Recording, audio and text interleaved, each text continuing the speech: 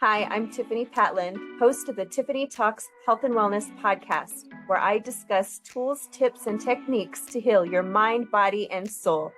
I am on a godly mission to heal the world.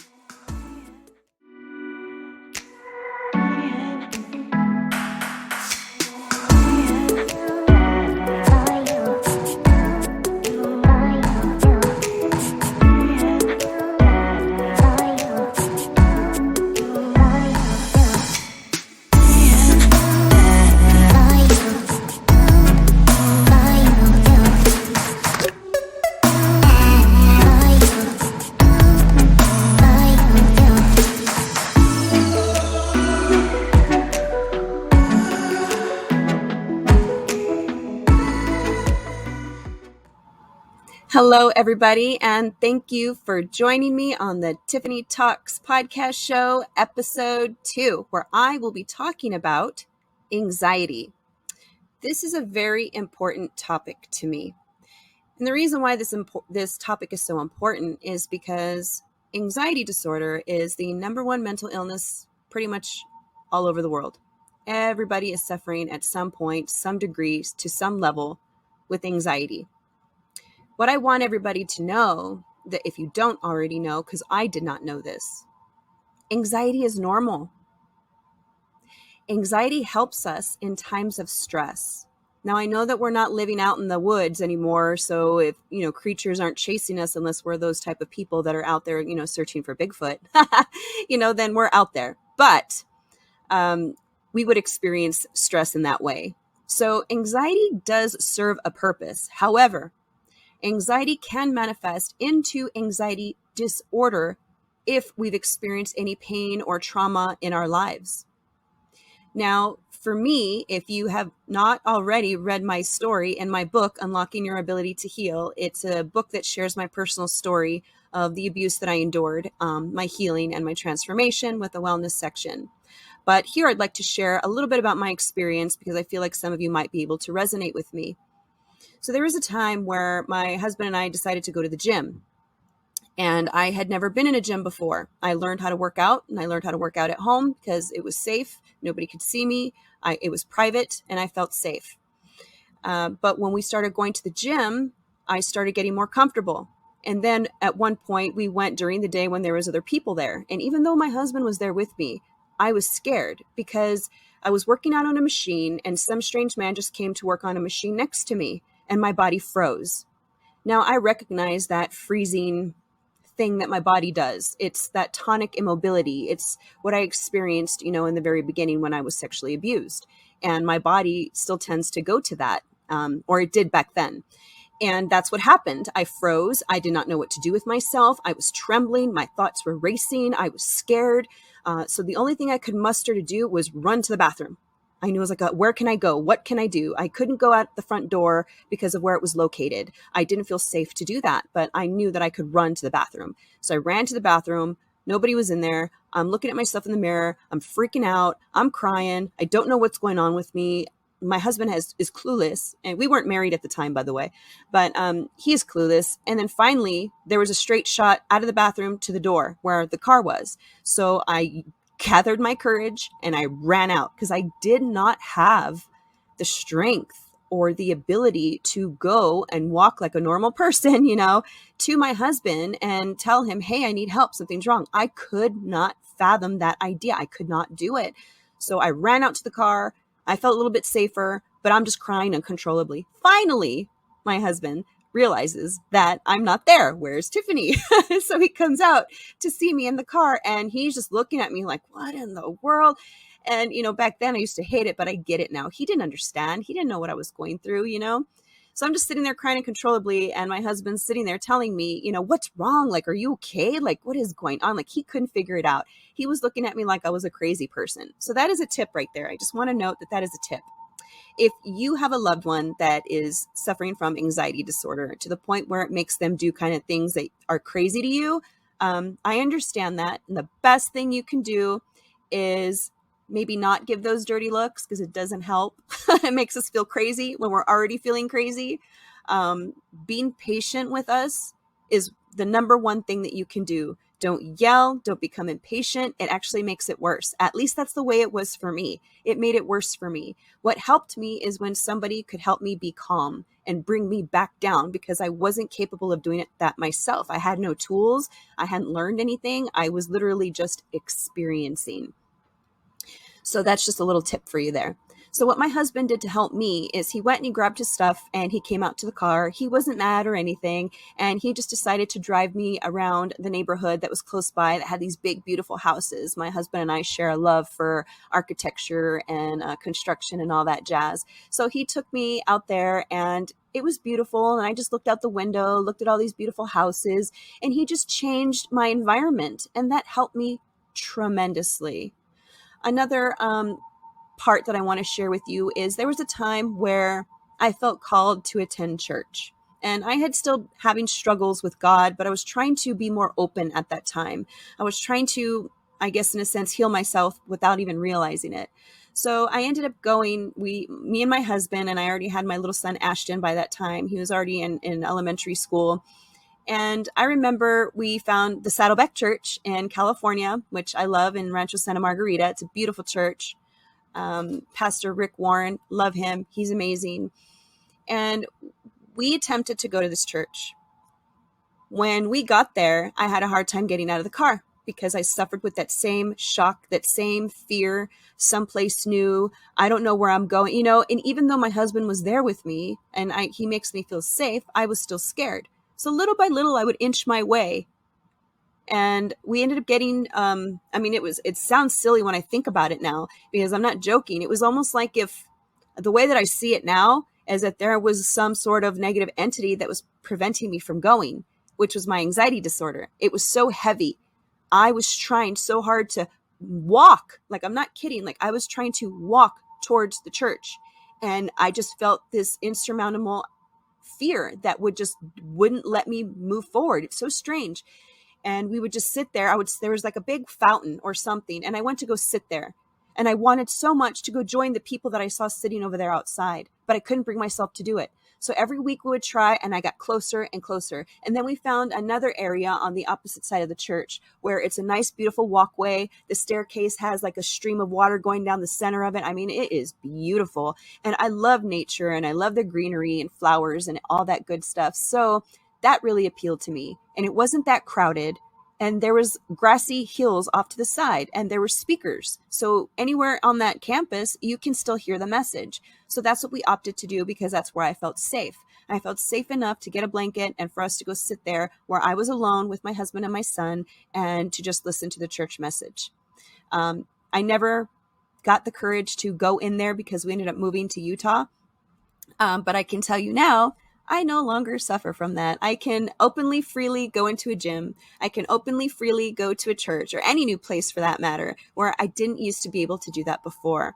I was even invited to go play softball at one point, and I was like, oh yeah, sure. Don't really know how to play. I know you hit a ball with a stick, and I know there's bases, but I don't know like all the little tiny details.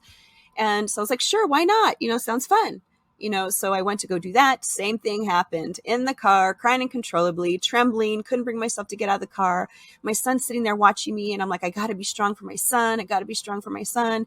So eventually I made myself get out of the car, and I went there. When I would go bat, my body was like trembling in fear. I felt like all eyes were on me, which I think they were, because I'm the batter.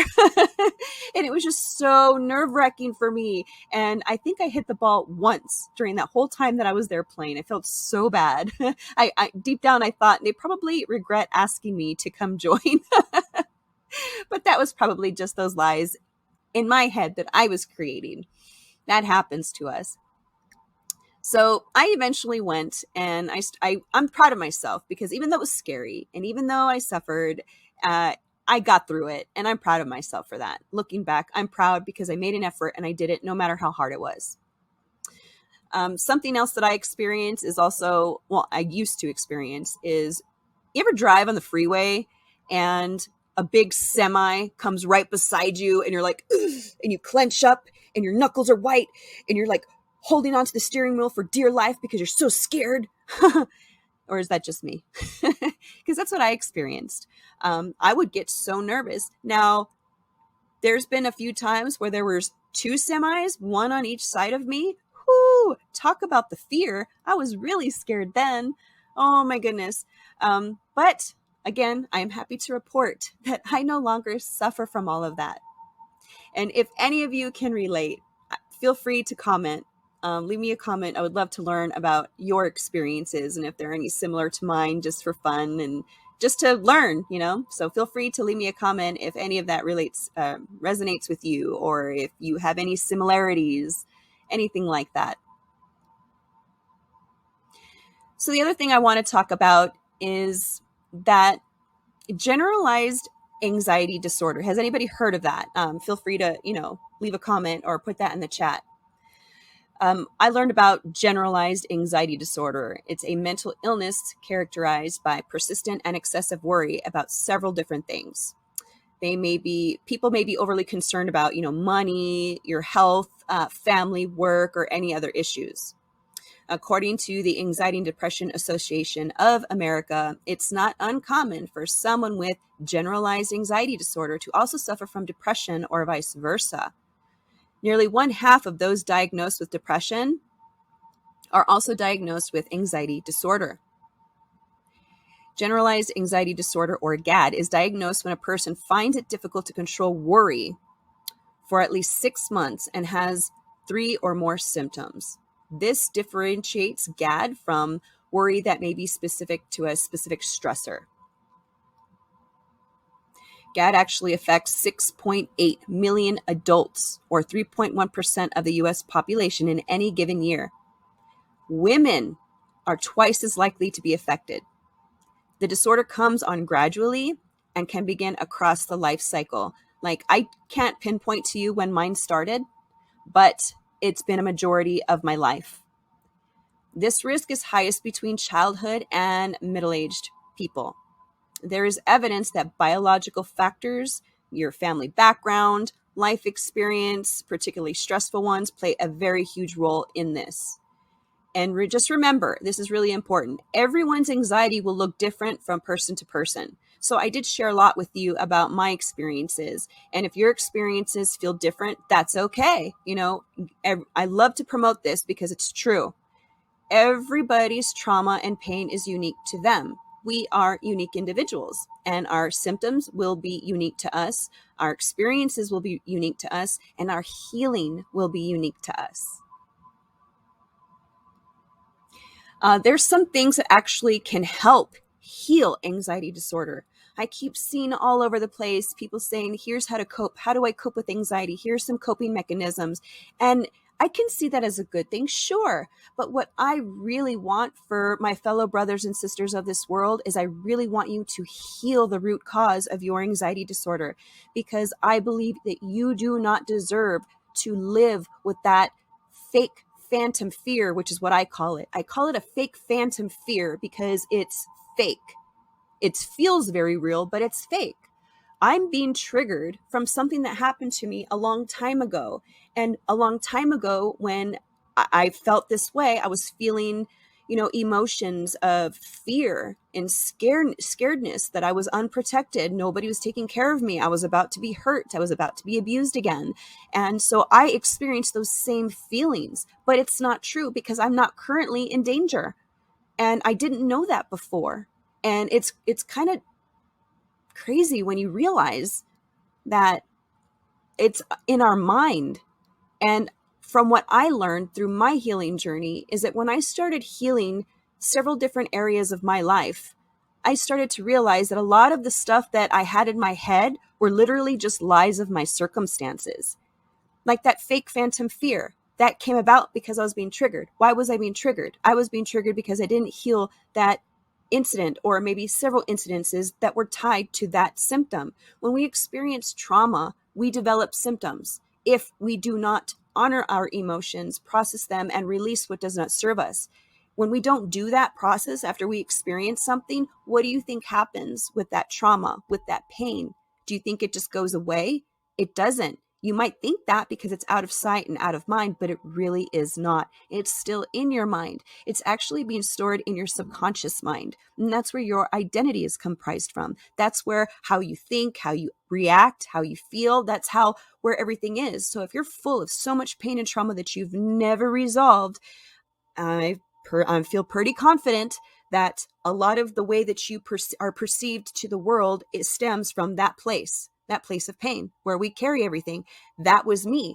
I would drink all the time because, they call it liquid courage. When I would go someplace and there was new people there, that's what I would do. That was my go-to, was to get drunk. It gave me the liquid courage because other than that, I couldn't fathom being around people or going to a new place by myself because I was scared out of my mind. Why? Because I was still holding on to so much pain I hadn't healed yet. And that anxiety disorder was a symptom from my past. And until I learned to heal the root cause, only then did I finally experience true freedom. And that's what I experience now. I am so free. If I wasn't, there's no way I would be able to do a live video, let alone a podcast show. Half the things that I've been doing lately, launching my book, all these things, being in the public eye. It was the most scariest thing in the entire world for me. But I'm free. And how did I do that? By healing a lot of the pain that I experienced in the past. And, again, healing looks different for everybody. So I could tell you everything I did, but that might not work for you. There might be different things that you need to do that would help you, because remember, our trauma and healing is unique to each and every individual. However, there are some things that I would like to share with you that can help across the board. Food. There's foods that contain selenium that support healing anxiety. Selenium is an essential trace mineral that supports many of our bodily processes. It can help improve cognition, immune system function, and fertility. This is on the rise. If you know anyone who is complaining about infertility, I encourage you to share with them about selenium. Have them research. Tell them, hey, research selenium. It's supposed to help. The body typically stores selenium in human tissue, most likely in skeletal muscles, after getting it from foods containing trace amounts. These foods include Brazil nuts, seafood, and meats.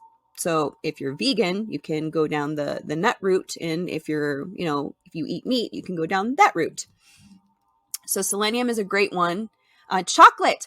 Who doesn't love chocolate? I love chocolate. Okay, now I'm not talking about a Snicker bar, okay? That's not what I'm talking about. I will never suggest or promote a Snicker bar. Sorry, Snickers or whoever owns that. That's not what I'm talking about when I talk about chocolate. Anytime you hear me talk about chocolate, I am talking about the dark chocolate, the organic chocolate, the chocolate that is full of antioxidants, that is healthy for you. Experts have long suspected that dark chocolate might help reduce stress and anxiety.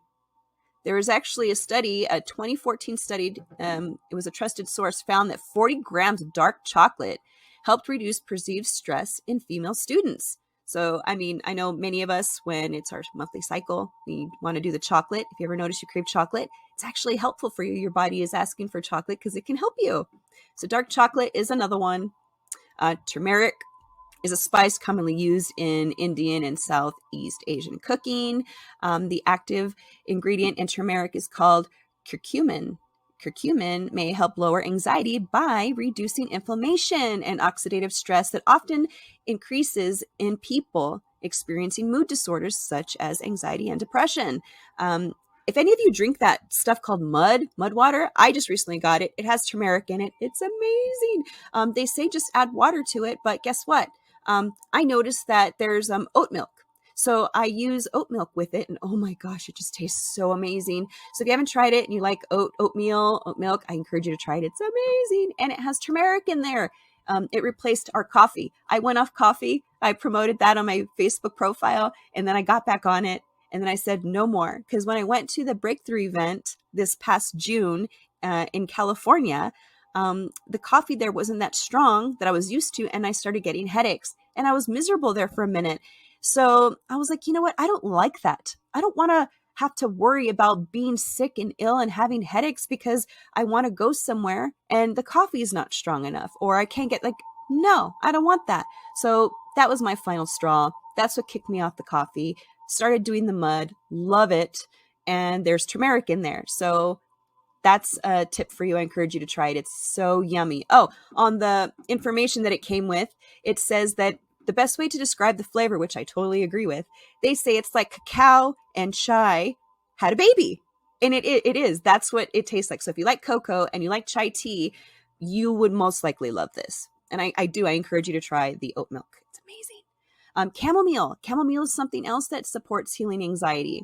Many people around the world use chamomile tea as an herbal remedy because of its anti-inflammatory elements, antibacterial, antioxidant, and relaxant properties. So, we know that chamomile tea is relaxing, but it also supports. So does yogurt, so does green tea.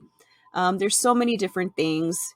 It's good to eat a varied, balanced diet with high-quality, nutrient-dense carbohydrates, fats, and proteins, all that good stuff. Meditation is really great for supporting anxiety.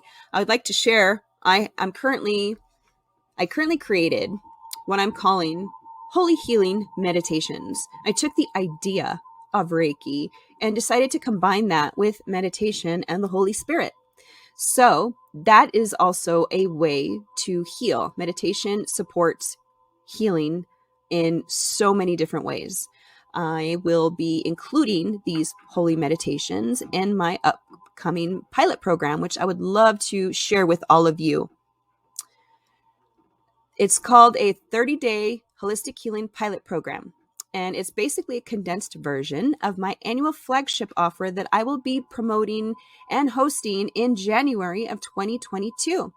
So I'm looking for a small group of people that are currently wanting to learn and heal their anxiety disorder, their depression, any mental illness label. Perhaps you're in the physical health and you're trying to, not necessarily lose weight, but you want to be healthy. If you want to build a stronger spiritual connection, I'm going to touch on all of that. I'm going to touch on mental health, physical health, which comes in two parts, nutrition as well as fitness, and your spirituality. So it's basically like a jump start to help you on your healing journey. You'll walk away with a meal plan with a based off of your ALCAT test results. You'll experience powerful breakthroughs. There's so many things that you'll be able to experience. So I encourage you to join. If you would love more information on that, please visit my website at tiffanipatland.com. And I'm actually also hosting an anxiety masterclass where I will go into deeper detail about how to heal your anxiety disorder. And that is the class that will be hosted on August 12th. And that's also on my website at tiffanipatland.com. So if you want to learn more about healing in general and learn everything more about all the work that I do, I encourage you to check out my website. And next week, something I wanted to mention to everybody. What I decided to do for my podcast is I'm going to have 4 different segments every month. So there will be one segment that Tiffani talks about a special topic like today, which was about anxiety. Another one will be Tiffani talks with an author, because authors have inspiring stories and there's so much love and healing within these stories. And I want to highlight them and give them a platform and promote their books that are coming out. I'm also going to have Tiffani talks with a health expert. And we'll have several different health experts. My very first episode, I had a voice coach. So she was an expert in her field, and I learned a lot of stuff. So that was really interesting. So if you haven't checked it out, I encourage you to check that out. Let's see what else. Oh, and then the last one, Tiffani talks with someone in need, because I just love helping other people. And I want so much to invite people on that need help. A lot of times that's help with fundraising or just getting a special message out or whatever the case may be. I just want to also have this platform available to people in that sense. So I encourage you to check me out. Every week I will promote what topic that I'll be discussing. And let's see, I think that's it for me. And I just want to remind everybody that no matter what it is that you're going through in life, no matter how hard it may seem, no matter how impossible it may seem, no matter how far out of reach things may seem, I want you to know that none of that matters. You are so powerful, whether you believe it or not. You are.